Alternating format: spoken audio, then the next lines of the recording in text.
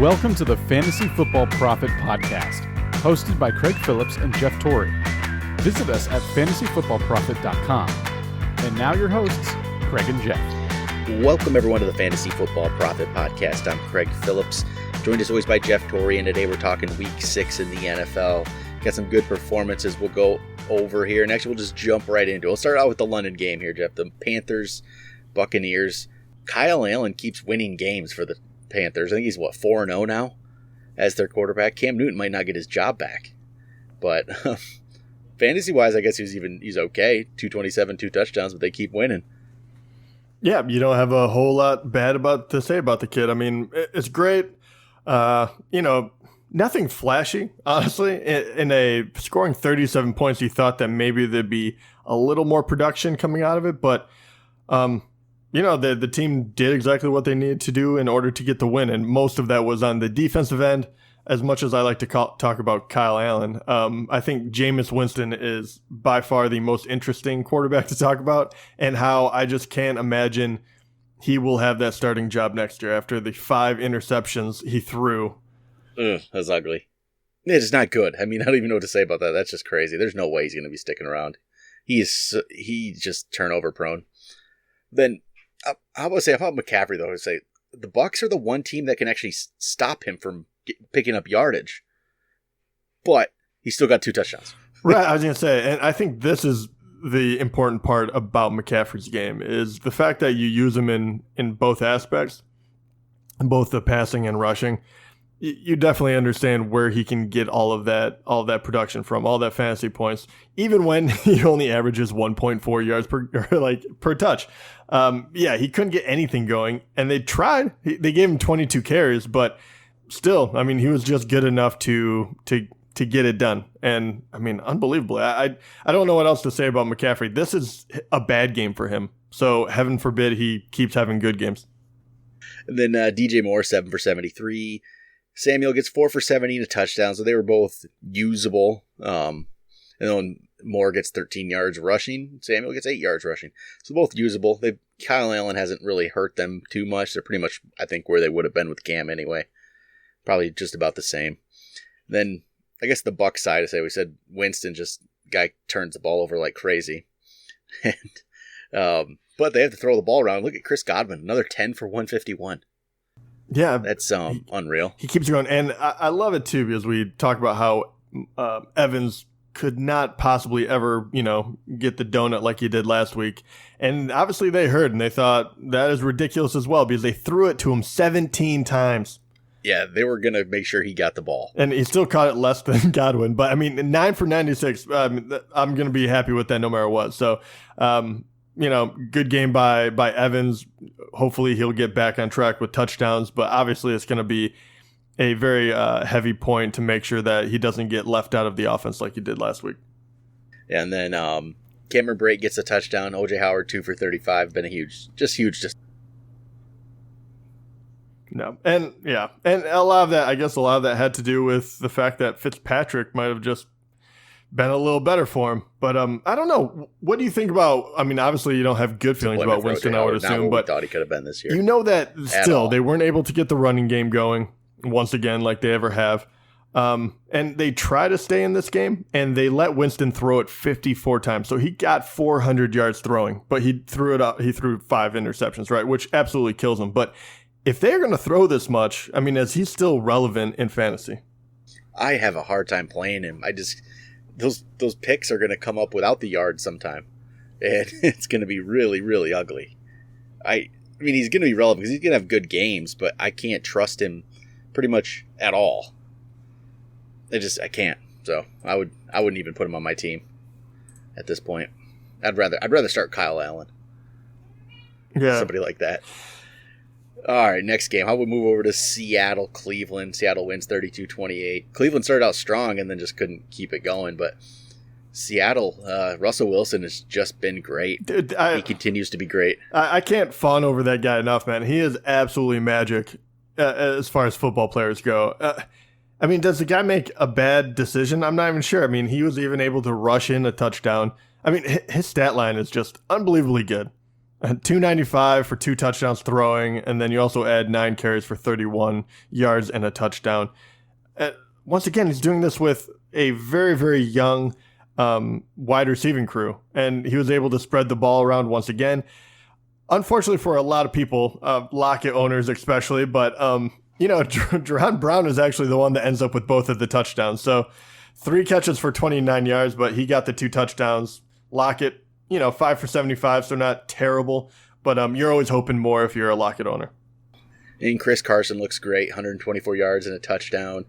Probably shouldn't have doubted him like I did in the preseason. I didn't think he was going to be this good. I'm right there with you. There's no one even close to him. He has a stranglehold on it. 24 carries is, he hasn't put the ball on the ground like we were worrying about. Over a 5-yard average. The guy is killing it.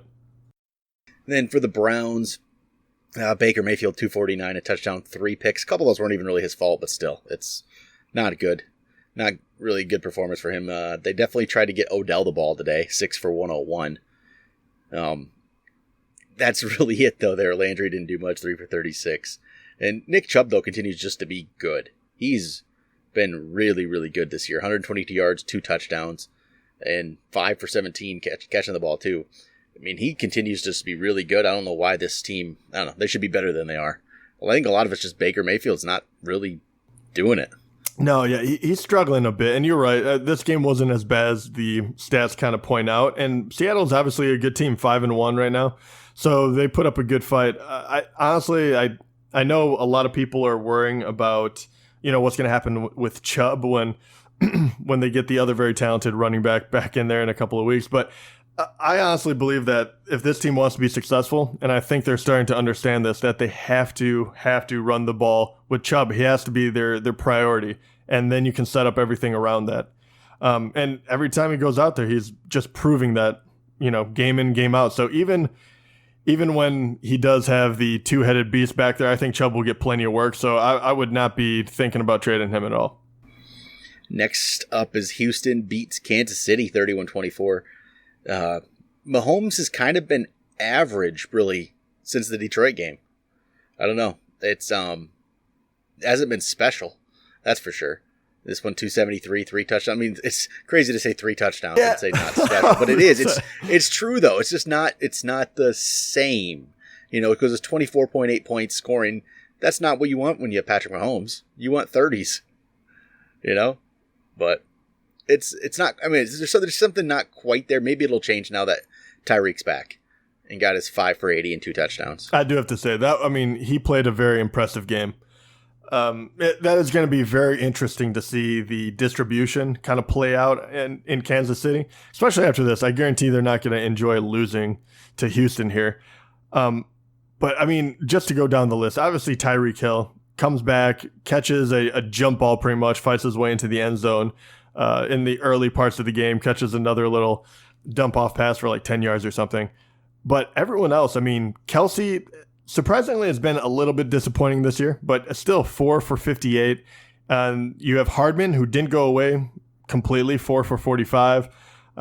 You still have Pringle for 2 for 24. You can throw to McCoy. You can throw, to Williams.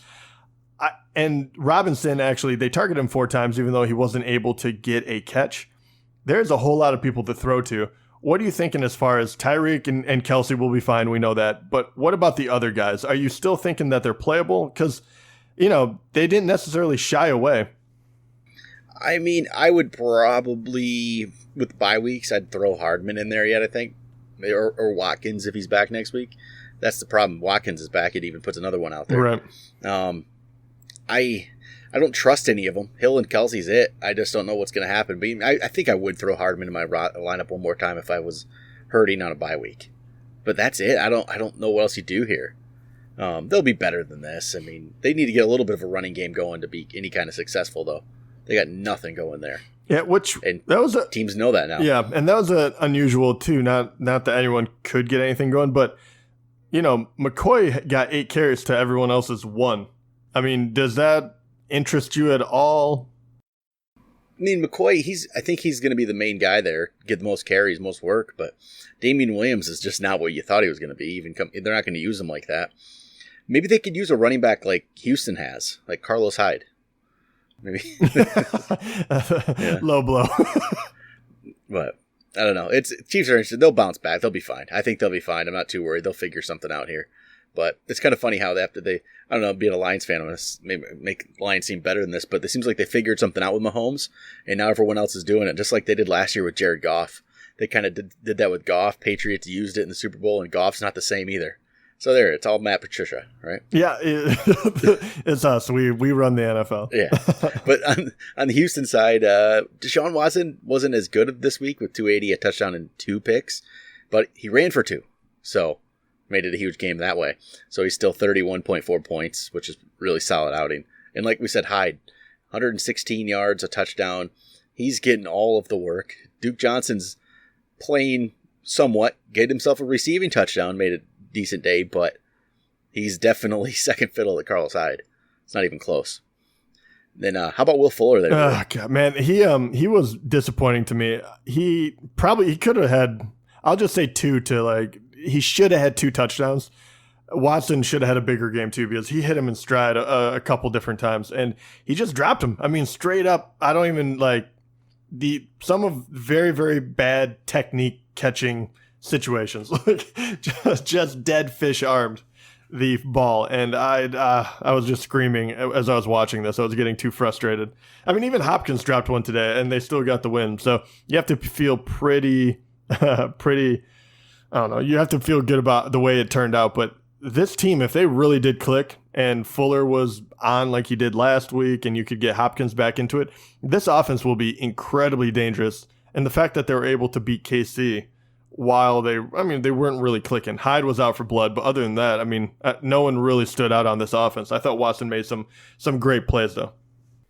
And then like Hopkins, 9 for 55. So in standard scoring, first week he scored 23.1, but since then, he's gone 4 points, 6.7, 2.1, 8.8, and 7.5. Not quite what you hope to get when you're drafting DeAndre Hopkins in the first round, but it's still DeAndre Hopkins. He's going to turn this around. Maybe if the DeAndre Hopkins owner is all worried, go trade for him. That's perfect. I would try to go get him. He's gonna be fine. I'm not worried. I'm not. It's just an odd stretch of games for him. Then how about, here we go, Redskins, Dolphins. Dolphins almost get themselves a win, but no, they lose again. Redskins get their first win here, 17-16. There's really going to be not much fantasy value out of this game, except Adrian Peterson did well, which he should, against that Dolphins team. And Terry McLaurin, 4 for 102 touchdowns. Really solid. McLaurin's just really good. But other than that, I'm not going to get anything fantasy-wise out of this game. Just not. What a terrible game. It's not good. Not good. It is so bad. Yeah, there's nothing else to talk about here. I don't just... Except, you know what? In our main league, I'm hurting for wide receivers next week because my week 7 wide receiver bye thing is happening finally. I might have to start like Devontae Parker or something. Preston Williams. There you go.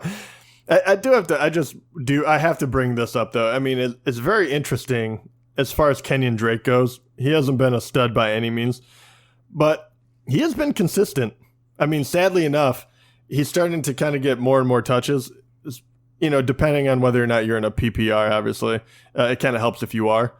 But if you want to throw him out there and get 7 points, that's what it's looking like nowadays. And, with buys coming up, maybe it's not the worst person to go look for. And don't knock trying to throw a guy out there for 7 points, because I've been doing that all year. Yeah, believe me. I played Juju, and so you can't really. He looks like a stud right now. See, in our keeper league, I've been throwing out like Royce Freeman at my RB2 all year. So, hey, I'm good with my 7.6 from Freeman today. I'll gladly take that all day long. So next up, Eagles, Vikings. Vikings get the big 38-20 win. And Stephon Diggs went off here. And this is, okay, a lot of people benched Stephon Diggs this week. He was started in like 44% of leagues I looked at. It shows on ESPN. 44% of leagues started him. I wouldn't have sat him. And I know it's easy to say that now, right? Yeah, obviously. But I ranked him 19th for the week. That's a starting wide receiver. That's a wide receiver too. And like a guy like Diggs, if you don't start him, you're never going to get the good week anyway. Why is he even on your team? Trade him away if you don't want to start him. And if you're one of those that benched him this week because you didn't trust him, he's gonna do it again to you, where he's gonna get like a 3 for 20, and you're gonna not want to start him again. So just go trade him right now when his value is at his highest. Me though, I'm still a Diggs fan. I'm gonna be the one trade. I wanted to trade for Diggs last week in a bunch of leagues. I have him in one of our leagues we're in. The other one, my brother has him, so I really couldn't do it. Everyone looks down upon that, thinks it's collusion. But Diggs is going to be fine. I don't know why people sat him. I really don't. Well, I mean, you look at his numbers. I get it. I don't know. I'm a Diggs guy though. It's easy for me to say. That's not just talking about after the fact. I have been a big Diggs guy forever. Yeah, I mean, he hasn't broken double digits this year before this week. And, he had, 1 week of 100. He had 1 touchdown. They weren't in the same. It was bound to happen. Yeah, I mean, I guess it was bound to happen, but I totally understand why people did this. But now you're shaking your head. I kind of agree with you in a way. If you don't feel secure with him still, I would trade him away, personally. Go trade him, right? Yeah. And I know what? He probably will get you that bad week again. It's going to happen. Diggs has been known to do that. He's going to be up and down. But I do have to say, do you think Cousins has obviously played well the last 2 weeks? It seems like they're starting to get back on the same page. Him and Thielen were doing better. Now Diggs. I mean, do you see this trending in the right direction, or do you still see this is going to be up and down all over the place? I think it's going to be solid here for a bit. So next week they got Detroit. Detroit can go either way, but then Washington, Kansas City, Dallas. Those are all games that passing offense should do well. And I don't know, something about that, after that Chicago game, when everyone just was all over Kirk Cousins, he's really turned it up. And I think he's been a good quarterback over his career. What he did those first 4 games this year wasn't really Kirk Cousins. He's never been, one of the best in the league, but he's been good. He wasn't, those first 4 games just weren't normal. Also 4 touchdowns and 333 yards isn't quite normal for Cousins either, but or like last week's 306 and 2 touchdowns. I can see that kind of game. Yeah, I can see that. And he did this against Philly compared to, New York Giants last week. So this was much needed for him. I think it's just the type of game that they're going to have to play. But yeah, I don't know. I'm feeling very, very good about the Vikings. I still don't know how I feel about Diggs. I think he'll be up and down, but I have completely flip-flopped on Thielen, where I'm kind of all in on him again. I don't know. It's going to be a very strange team because they have a good D as well. But I believe in Thielen. I believe in Cook. And then Diggs and Cousins, you might actually be able to look at him for a bye week now. I still don't think that he's going to be a week in, week out starter by any means. But like week 8 against the Redskins, that's a good one. 100%. You can play him that week. 100%. Yep. And then Dalvin Cook, not as good of a game today, but he gets a touchdown. So he'll be fine. They were passing the ball today. So just one of those. Then Saints beat Jacksonville 13-6. Kind of a ugly game here. Actually, before we get to that, I think I skipped the Eagles completely. Yeah, I was like, okay, we don't have to. We'll talk about the Eagles real quick. And really, because there isn't much to talk about in this one from them. Miles Sanders, though, got the nice touchdown catch. So he got 86 yards and a touchdown receiving. He only had 3 carries for 6 yards. Mm-hmm. It was all Jordan Howard on the ground, which isn't very exciting. No, but 13 for 49. This was going to be... though, good game. Yeah, he did. And, Jeffrey, I'm always feeling a bit... I think I'm always a bit low on him, honestly. And I think it's because injury concerns of the past. But this year he's been playing pretty well. He's been steady. Hopefully that continues. 10 receptions is a lot for him. So I'm kind of excited to see if they keep going to that well. And then not a lot from Ertz today. And it's been like that for most of the season, really. Last week he had his best game because he got a touchdown, but it was still only 5 for 57. He's been, what's he done on the year? 5.4, 9.2, 6.4, 6.5, 11.7, 3.4 in standard. Not quite the guy you were hoping to draft. Really, none of those tight ends have turned out like you thought, the ones who were drafting early. So I think anybody that did that kind of strategy probably hasn't worked out well this year. Yeah, it's pretty crazy, honestly. Tight end is almost just a wash. Kelsey was ranked 3rd I don't know if it was, and then, Ertz is 6th. I mean, what do you, to kind of sidetrack us, but what are you feeling about the tight end situation? Obviously, I couldn't imagine owners of Kelce, because they probably paid too much for him, trying to get rid of him at the moment. But, I mean, are they worth trading for if you have to give up a considerable amount? Or do you think that streaming is probably the way to go, continue that momentum? It depends on what you have. The problem is, if you are trading like a Kelce, if you don't have anything else, I don't think there's anything out there. Now, especially with like Will Dissly going down with the Achilles, he's out for the year. That was another one of the few tight ends that actually stepped up. And now he's gone. There isn't much out there. Maybe you have Kelce, but you did also pick up like Mark Andrews or something early, like right before the year. If you have something like that, then I'd trade Kelce.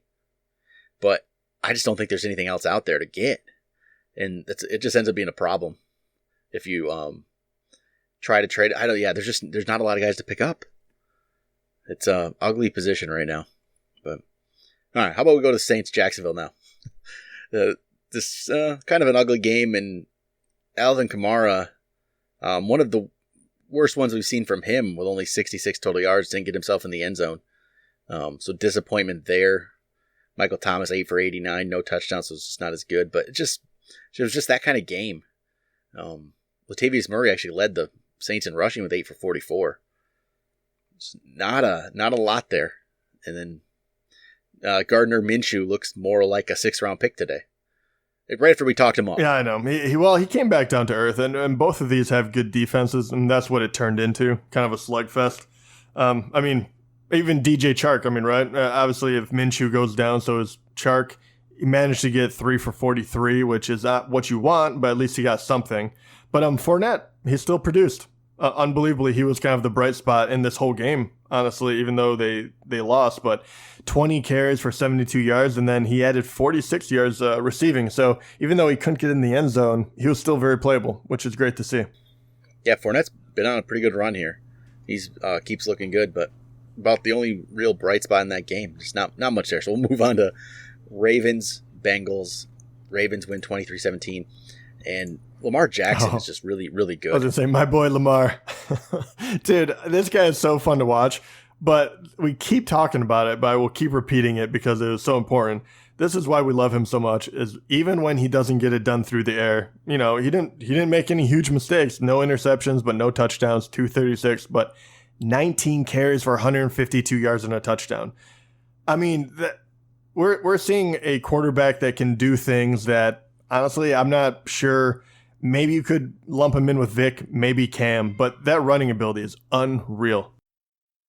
It is. It's so my whole the running back with the running quarterback always succeeds kind of thing. It is in a way, but there's been no one else like Lamar Jackson where he actually just keeps getting carry after carry. Normally they limit it a little bit, and the starting running back gets himself 20, and it's not happening with Ingram, but at least he's getting the goal line work. But Lamar is just ridiculous. And like Ingram is that, he was still playable, even though he only got 13 carries, but 52 yards and a touchdown, and he threw another 22 yards receiving. So, and Mark Andrews as well kind of got back on track after some kind of a few slow games. So, almost eclipsed 100, got to 99 yards today. All good stuff to see. I honestly thought they were going to beat Cincinnati by a little bit more, but they did what they had to do. And on the Bengals side, I don't know how they stayed in it. Well, that's what I was just going to say. I was going to say, that's exactly what I was going to say. It's like, I don't understand how it was close looking at the Bengals numbers here. Like, this is ugly. Yeah. Joe Mixon has been a huge disappointment. And 39 total yards. Tyler Boyd, 3 for 10 today. Auden Tate's leading the team in targets with 12, 5 for 91. He was the bright spot there, I guess. Just ugly. Yeah, very, very. There's not much to say about this team. There's not a whole lot of, silver lining to be had. Even Mixon has been, he's just gone down with the ship at this point. So I don't know if anyone can be resurrected. Tyler Boyd even had a terrible game today, and he seemed to be the only one that was worthwhile for a little bit. So, it'll be very interesting when AJ Green can actually come back, whether or not they trade him. I don't. It's gonna be very interesting What would you do with AJ Green right now? Would you keep him and actually wonder, or I mean, he still has name recognition. He's coming, would you just trade him being like Cincinnati is so bad? Or would you hold on to him hoping that he's going to get traded or, they're going to force feed him the ball? I think I just hold him because I don't think you can get anything for him, really. I don't know what. I mean, maybe, though. Maybe if you need like a running back help or something. Maybe there's somebody out there that thinks he's going to be A.J. Green.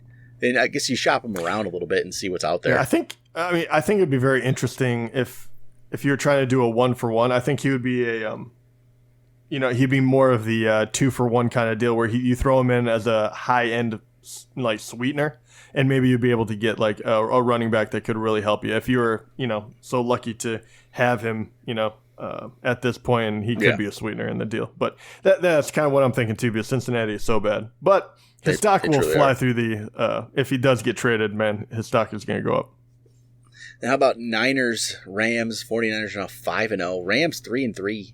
Their offense is just not really clicking right now. Okay, it's not. But at the same time, I think it's more that San Fran is just for real. They are. They're good here. And they weren't even able to get the running game going like they normally do. Only 2.4 yards per carry today. And they still were that good. Just their defense is good. They just stopped them here. Yeah, their defense was amazing today. And you can see, because if you look at it, you have no idea, how they did it. Garoppolo, once again, there's a lot of quarterbacks running into the end zone today, but Garoppolo didn't have a very spectacular game, very lackluster. No one averaged over Mostert did average 3.3 yards a carry on 4 carries. Kittle finally got back on track, 103 yards, but not a whole lot here. The interesting part, though, is what do you think about the split between Coleman and Breida? Because Coleman obviously getting a larger share of the rushing, 18 compared to Breida's 13. I think it's going to be that way. I think Coleman's going to be the guy getting more of them. It's going to be a split, but it's going to be a split in favor of Coleman. I really feel like that's why they went and got him. And they got him with Breida on the team. So I think they want to use him. And today wasn't great, but he was good last week, and I think I think Coleman's going to get the majority of the work here. He'll slightly out carry Breida every week, but Breida's not going away. It's just, and they'll probably be better than this most weeks. And what do they got next week? Washington? Yeah, they'll be pretty good next week. Yeah, that's about to be an explosion of offense. Then I guess for the Rams side, like they say, they're not. Jared Goff hasn't been very good, and it's like I don't know if teams figured him out or something. He's thrown.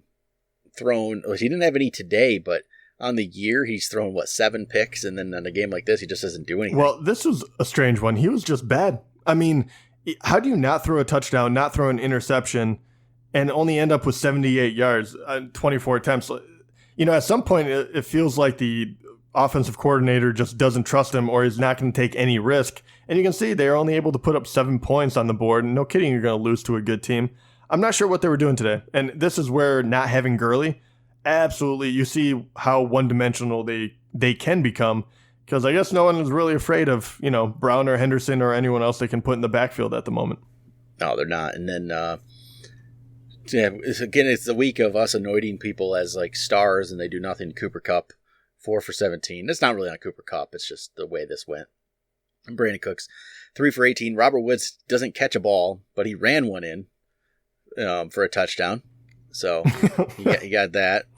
And I'm gonna be upset about my loss in our league today, because that Robert Woods touchdown could be why I lost. Actually, man, disappointed. But I think the biggest key is it's really they don't have that running game going. I think that's what it is. They've always been able to just run the ball with Todd Gurley, and that's where they got everything off of that, and it's just not happening. Yeah, and hopefully Gurley, maybe if Gurley's back next week or whatever, it'll change things. Yeah, 100%. He really does change it, and they won't be playing a team as good as 49ers next week. So, all right, we got Cardinals, Falcons. Cardinals win 34-33. Falcons missed the extra point there, which would have tied them up. Okay. Dude, yeah. Atlanta cannot get it together. They are they're just a bad team. I don't understand, with all the talent that they have, how they can be this bad. And because Matt Ryan's putting up some numbers here. Oh, he is. And they still do. 2 weeks in a row, he's put up huge numbers. Devontae Freeman looked good again. Hooper looked good. Julio looked good. Ridley got a touchdown. Their defense is so bad they can't stop anyone. It's not going to matter if they're able to put in. And go ahead and get it off your chest. I know you want to freak out now about the fumble. Yeah, I don't know how that wasn't a fumble. It was. It was 100% a fumble. Like, he landed on top of the guy. He landed on top of the guy. They go to replay, and they still say it's not a fumble. Like, what the heck? Come on, NFL, get it together. And that led to a Kyler Murray touchdown, which hurt me in fantasy. This is going to be all about me and what went wrong today. But, yeah, don't worry, everyone. I had to listen to this about 10 minutes before we started. And that could be the reason I lost. See, there's like 4 different reasons why I lost today. It's like all one play. It's terrible. Or it could just be I played the wrong defense because I'm an idiot. But that too. But, so Cardinals get the win. Kyler Murray looked really good. He really did. 340 yards passing, 3 touchdowns. Oh, another thing in this game. Do you see that first down they gave Kyler Murray there at the end? No, I did not. Oh, God, it wasn't a first down. Tell me more. While we're sitting here, I will send you a little picture of this. I have it on my phone already. Yeah, you sent this to a bunch of other people, didn't you? I did. Yeah, you already had this, yeah. Check that out. Look where that ball is. Look where the first down marker is, right there, and then you can see where he goes out and where the ball is. Like, NFL, get things together here. I don't even know why I care so much. I don't care about the Falcons. But it's just bad. There. See if you see that little picture there I sent you where that ball is. But that was an extra yard Murray shouldn't have probably had. But David Johnson, as Jeff's looking for the picture I sent him, David Johnson gets 34 yards on the ground in a touchdown, but he catches 68 yards in a touchdown, so he had a pretty good game there. But just Larry Fitzgerald, 6 for 69. Chase Edmonds actually got himself a touchdown catch, 2 for 33, and ran the ball 5 for 34. So good game for Kyler Murray. He's the best one there. And Jeff, I don't know where you are anymore. I'm sorry. I'm looking at this picture. See, look, his foot. I wish that ball. That ball's in the opposite hand. Yeah. His foot's on the line, and the ball's on the other hand. Yeah, it's not first down. Did they review that one as well? No, they didn't. Okay, they didn't review it. That's why. No, they did. Oh, they did. They did review that. Yeah, right. Yeah. Honestly, I think this is a discussion for another time, probably. But when QBs, obviously they're trying to protect them, but when they're running out of bounds, I feel like they give them such favorable spots because they don't want the defense, or they're just kind of saying, hey, if he gets close, we're going to give it to him because we don't want the controversy. Because they want to be like, okay, you can go out a little early to try to protect yourselves. But it's just getting ridiculous now because in a close game, you can't give that to them. But yeah, I don't know. But anyway, I guess the positive I saw in this one is the fact that Devontae Freeman, the fact that he looked so good running the ball, 19 for 88 yards and caught 3 for 30. Oh man, that's what I needed to see. And 4 touchdowns, may I add, 2 receiving touchdowns. But Hooper, he is the one that impressed me the most. He is on fire.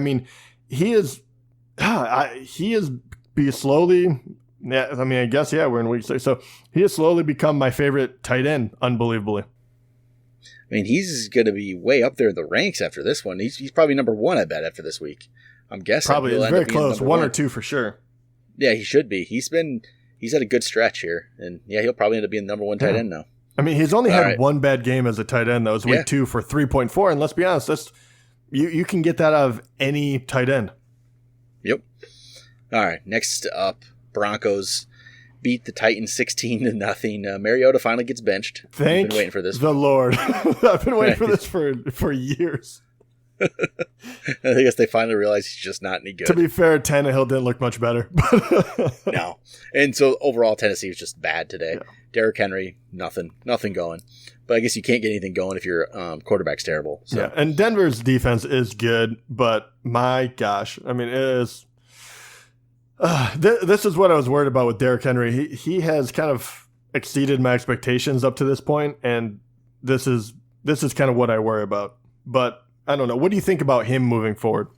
You just put him in your lineup. Yeah, you probably can't get enough for him trade wise, and he could maybe. Running backs are tough to come by. If you didn't need him, would you trade him?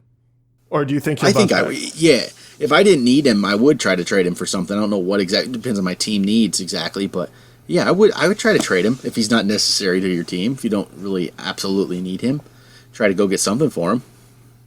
I don't know exactly what that is, but you do a 1-for-1 deal and get a wide receiver if you need a wide receiver help or something like that. Yeah, you might be able to go out there and get a very good wide receiver because everyone is shitting the bed at the moment. I mean, Hopkins isn't looking good. Devontae Adams is battling injuries, and they're all over the place. The people we really thought were going to be good have struggled. So I mean, especially for a running back, they're tough to come by. You might be able to go out there and get someone really, really good. Then for the Broncos, Joe Flacco isn't any good, but no, yeah, he's not. Philip Lindsay's looking good again, 70 yards on the ground and a touchdown. He only had 2 for 5 receiving, which is the odd thing. You thought Philip Lindsay would be the one catching more balls, but Royce Freeman's the one who gets 5 for 42 and 11 carries for 34. So, I mean, the split's still there. It's a split slightly in favor of Lindsay. Yeah. And that's what it's probably going to be. I mean, obviously he got the touchdown where Freeman didn't, but Lindsay is just, I feel more comfortable with him. He's just finding a way to get it done. And I do have to, once again, bring up my boy, Courtland Sutton. He has been able to put together a very consistent year with very poor quarterback play. I'm really, really, really digging him. I don't think it's going to get much better than this at the moment, but I am very excited to see that he is, growing as a wide receiver. I think next year he's going to be, depending on who is, behind center, but I don't know. Sutton, I'm just waiting for a breakout game, but I don't know. I don't see any consistency as far as touchdown comes with Flacco throwing it to him. But another 76 yards, and that's been his MO. And then Cowboys, Jets. Jets beat the Cowboys here 24-22. And I guess it all it took was Sam Darnold coming back into a different team. I didn't know what I was watching on this game. Unbelievable. Crazy here. The Jets, Darnold, 338 yards, 2 touchdowns. Pretty decent. Bell didn't get much yardage here, only 53 total yards, but he got himself a touchdown. So that's solid. And he'll get better too. I think as this whole offense gets better, but Robbie Anderson gets himself the 92-yard touchdown to give himself a big day. Then Crowder, 6 for 98. So Crowder's played now 2 games with Darnold this year. In the first game, he had 14 for 99. In the second game with Darnold, 6 for 98. In between, he had 4 for 40, 2 for 25, 2 for 10. So Jameson Crowder's I think a solid play with Sam Darnold as his quarterback. But this all can come crashing down next week when they play the Patriots. Oh, without a doubt. Do not play anyone on the Jets next week. And note the amazing part too. I definitely thought I would have seen more to Le'Veon Bell in the receiving game. They only targeted him once. I mean, that is mind blowing to think that you can beat Dallas and you only throw to your best player one time. It really is mind blowing. And then with Dallas, Amari Cooper went down early. So they didn't have him. I thought that was going to translate into a huge Michael Gallup game, and it just didn't. Dak didn't do much really with it until he gets himself a rushing touchdown to save your fantasy day if you played him. Zeke was Zeke, solid, 105 yards, touchdown. Yards per carry is not great. I mean, Zeke's been good this year, but he hasn't been, just amazing like you would hope. This was a very good game, which is by far his best fantasy-wise, but just because of the volume. Basically, but that's fine. If you're getting the volume, you're still okay with it. Yeah, and that's all that really matters. Probably not what you were hoping for this year, but at the same time, he has. I mean, it's pretty crazy in standard. Even though these aren't Zeke numbers, he hasn't dipped below 10.5 yet this year, and that's standard, right? I mean, that's not even PPR. So he still has been able to put together a very impressive season so far. He's only I think in 6 games he has 5 touchdowns, almost 1 in each. Obviously, still a very, very solid play. But, yeah, I mean, when is his big breakout game going to come? Probably week 9. I think they play the Giants, so. It'll happen. He'll be fine. I mean, he's been fine. He's going to start putting together some big games. I'm sure it'll happen here. Then one final game here, Pittsburgh Chargers. Pittsburgh wins 24-17. I really didn't think they would do this well in this game with their third-string quarterback, but they just played a pretty simple game here and ran the ball, and it seemed to work out. James Conner, though, again, he's just not – he had a good fantasy day because of the touchdowns, and he got the 7 for 78 receiving, but the running game with James Conner hasn't been, great.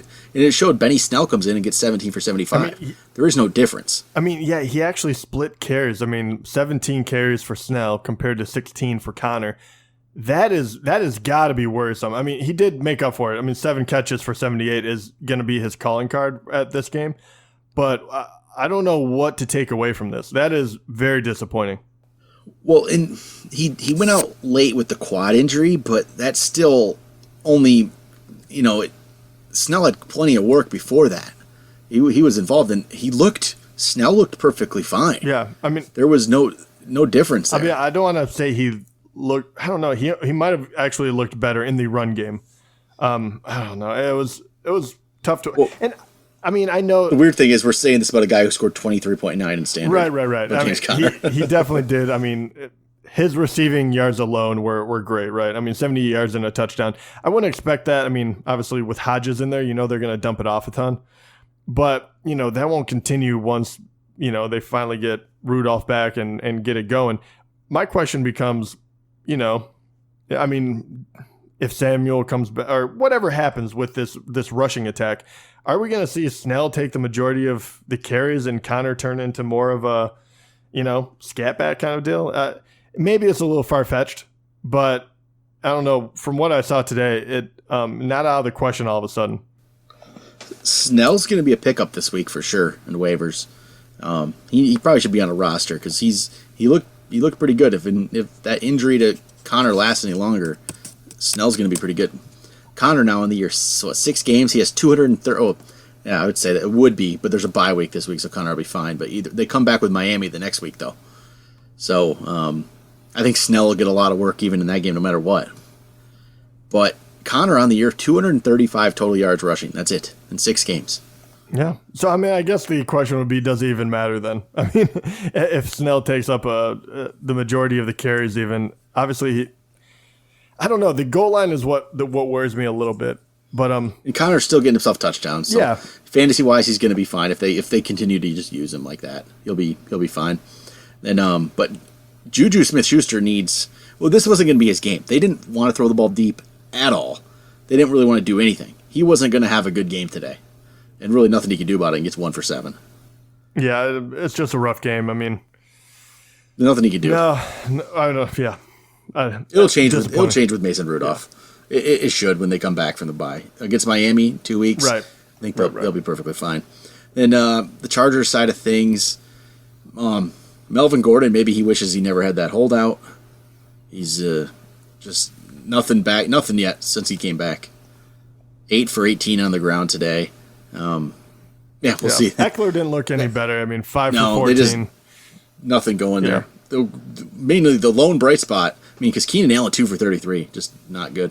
Hunter Henry comes back, 8 for 100 and 2 touchdowns. I love that so much. I mean, it's just good to see the guy actually be healthy. And, we had such high praise for him and high hopes. And when he went down again this year, we're like, oh, man, I mean, is this going to be the last you see of him? But immediately coming back and playing as well as he did, oh, man, if you held on to Henry, you have to feel just a sigh of relief. Yep, he's going to be one of the top tight ends now the rest of the year probably. Yeah. And Keenan Allen, I'll talk about him quick again. So after that third game when he had this 3 massive games to start the year and he's like one of the top guys, he's gone 5 for 48, 4 for 18, and 2 for 33. I don't understand that. It's I don't either. Not good. We'll see if that changes. It's really the targets. The first 3 games, 10 targets, 15 targets, 17 targets, and then since then it's 5, 6, and 6. So he's gotten 17 targets in the 3 games after he got 17 targets against Houston. I don't know if teams are just wise to it and they say if we take him out of the picture. I don't know. Yep. They're trying to give it to Mike Williams a lot more. He had 10 targets today. I mean, he turned it into 5 catches for 72 yards, but he hasn't had a breakout game either. Even though he's been flirting with right around 70 for the past 4 games or so. Yep. So it'll be interesting to see how they turn it around because 2-4 for this team is, that is a disgrace. That definitely shouldn't be losing to Pittsburgh. It's embarrassing, this one. Not with Devlin Hodges. No, I mean, it's really bad. All right, but that I think we'll do it for Week 6 recap. We'll be back tomorrow night. We'll talk about the Monday night game, Green Bay, Detroit, as well as waiver wire for Week 7. But we'll talk to you guys then.